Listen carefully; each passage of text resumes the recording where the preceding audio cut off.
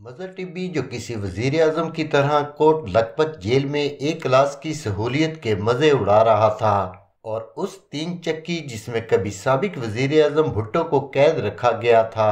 भुट्टो की फांसी के बाद न सिर्फ मजहर टिब्बी की ख्वाहिश पर पहली बार इस बैरक का कुंडा तोड़कर इसे वहां रखा गया था, बल्कि इसी तीन चक्की के सामने बाकायदा तौर पर टेंट और कुर्सियां लगी होती थीं, जहां पर सारा सारा दिन मुलाकातों का सिलसिला चल रहा होता था। इन मुलाकातियों में कई ऐसी लड़कियां भी होती थीं जो कि पैंट शर्ट में मलबूस होती थीं और उन्होंने हाथों में टेप रिकॉर्डर पकड़े होते थे, जिस पर उस दौर का मशहूर गीत प्यार का दिल को दिखा के सपना सपना तोड़ गए बज रहा होता था।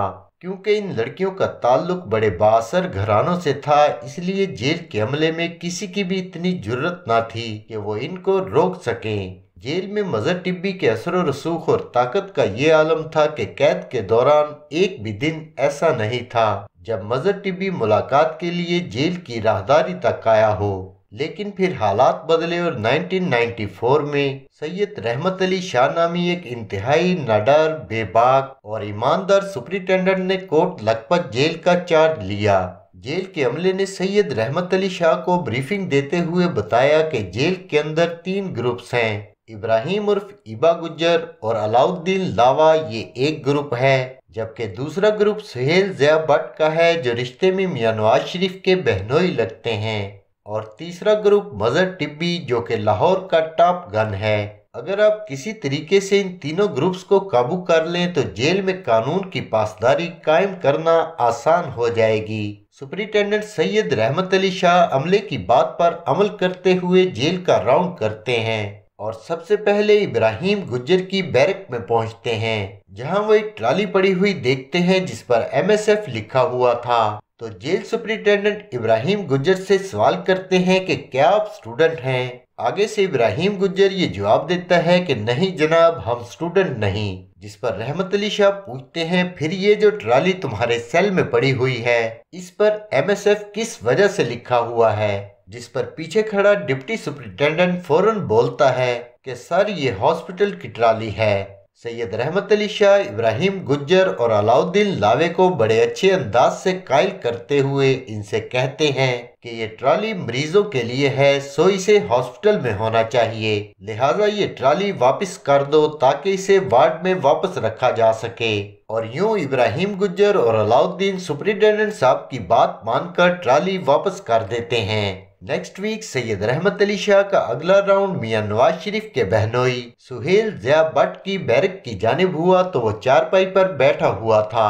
जेल सुपरिटेंडेंट जब सुहेल ज़िया भट्ट की बैरक में पहुंचे तो आवाज आई परेड होशियार। इसके बावजूद भी सुहेल भट्ट जेल सुपरिटेंडेंट के अदब के लिए नहीं उठे।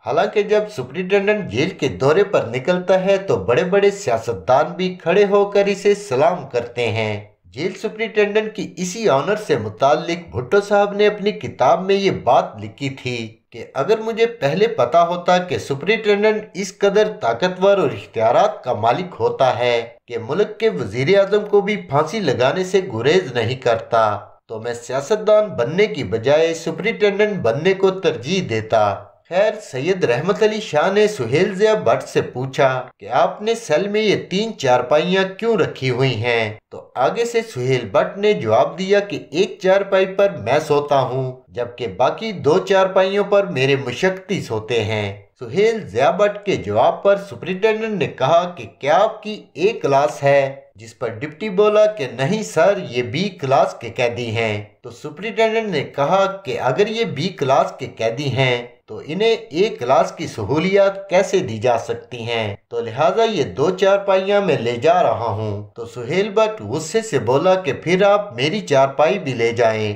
तो रहमत अली शाह साहब ने अमले से कहा कि भट्ट साहब की चारपाई भी उठा लो।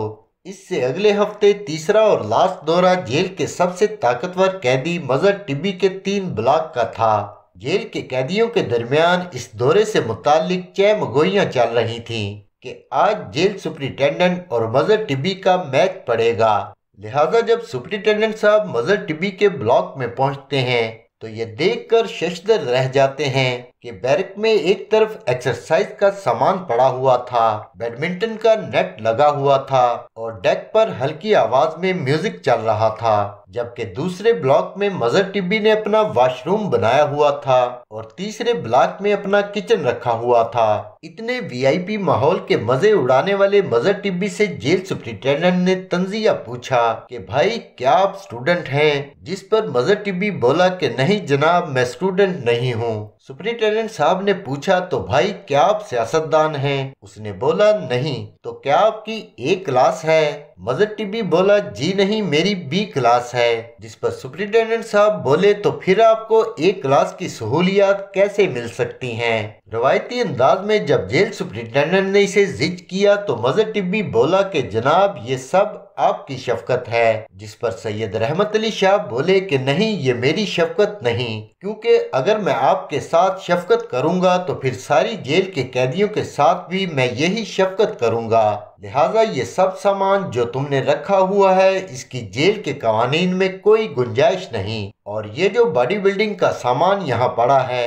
ये तो एक तरह से है ही हथियार। किसी को डंबल लग जाए या किसी को आप ये रॉड मार दें तो बंदा मर सकता है। तो लिहाजा ये सब चीजें आपको वापस करना पड़ेंगी। इस दौरान जब ये गुफ्तगू चल रही थी तो सैयद रहमत अली शाह के पीछे डिप्टी सुप्रिंटेंडेंट जावेद लतीफ हाथ जोड़े खड़ा था, यानी मजर टिब्बी को इशारे से समझाने की कोशिश कर रहा था कि सुप्रिंटेंडेंट के आगे हरगिज न बोलना।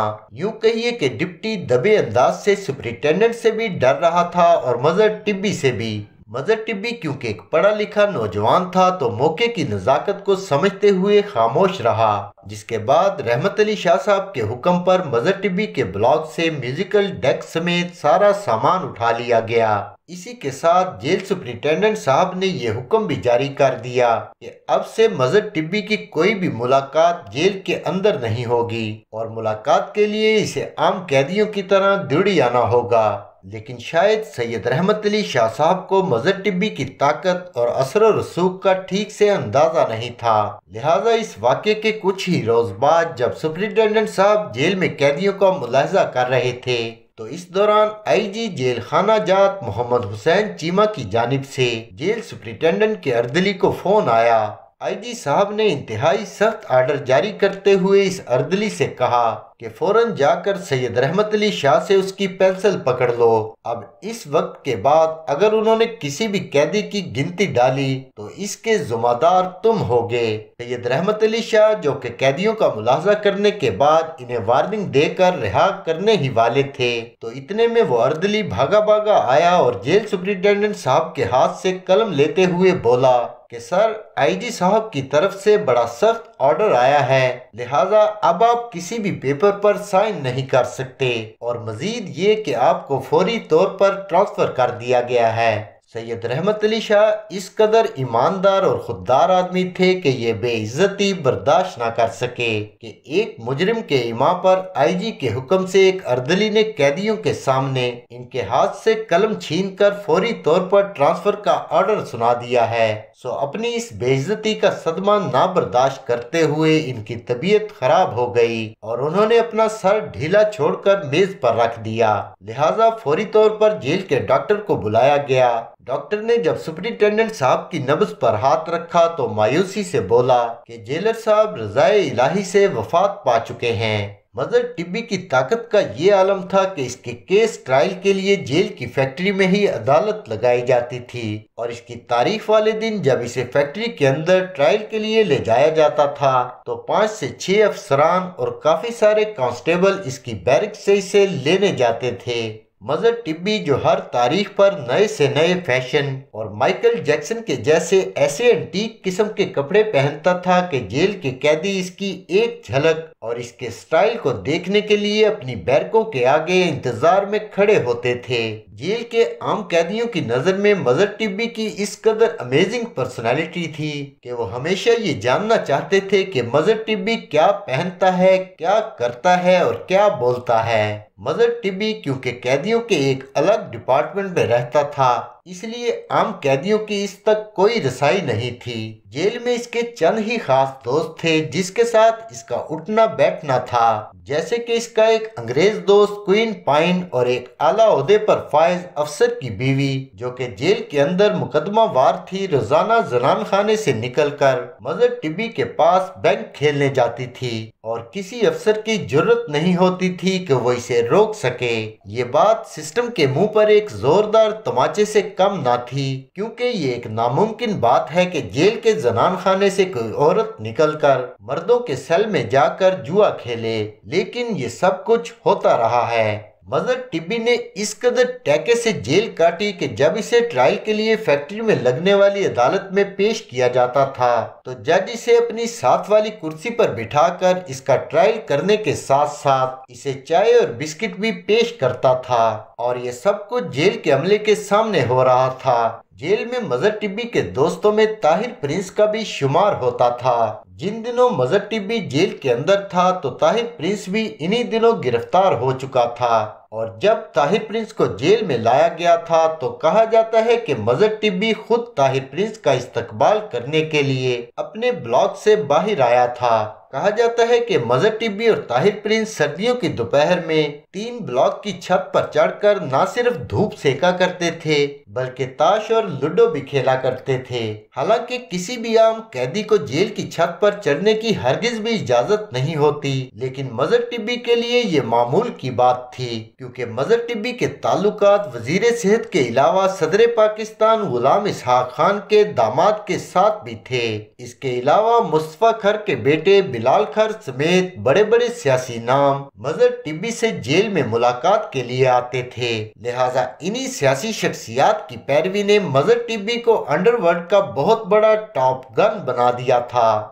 करोड़ों रुपए के अगवा बराए तावान जैसे जुराइम से इंतहाई ताकतवर बनने वाला मजर टिब्बी जब 7 साल बाद जेल से रिहा होता है तो अपने जेल के अंग्रेज साथी क्वीन पाइन, जो कि पाउडर के केस में कैद काट रहा था, को भी रिहा करवा लेता है। क्वीन पाइन क्योंकि एक मार्शल आर्ट एक्सपर्ट और बेहतरीन शूटर था, लिहाजा मजर टिब्बी इसे बतौर शूटर अपने साथ रख लेता है। लेकिन जैसा कि हर अरूज को जवाल होता है, ऐसे ही जब मजर टिब्बी का जवाल शुरू हुआ तो एक दिन जौहर टाउन के किसी इलाके में मजर टिब्बी का पुलिस मुकाबला कर दिया गया, और इसी पुलिस मुकाबले में इसके अंग्रेज शूटर क्वीन पाइन को भी हलाक कर दिया गया। आप जरा गौर करें कि एक ऐसा शख्स जो अपने अरूज के टाइम पर न सिर्फ पुलिस बल्कि पूरे सिस्टम को अपने सामने घुटने टेकने पर मजबूर कर देता था, जब 7 साल बाद वो जेल से रिहा होकर आता है तो उसकी ताकत का वो जोर नहीं था, और उसके साथ अब वो सियासतदान नहीं रहे थे जो कभी माजी में उसकी पुश्तपनाही किया करते थे।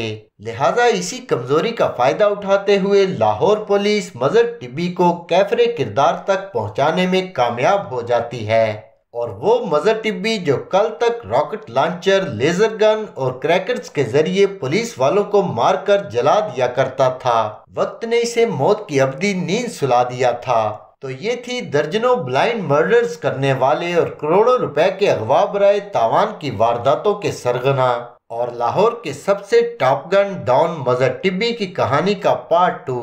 एफसी कॉलेज का ये हैंडसम और होनहार नौजवान आखिर जुर्म की दुनिया का टॉप गन कैसे बना?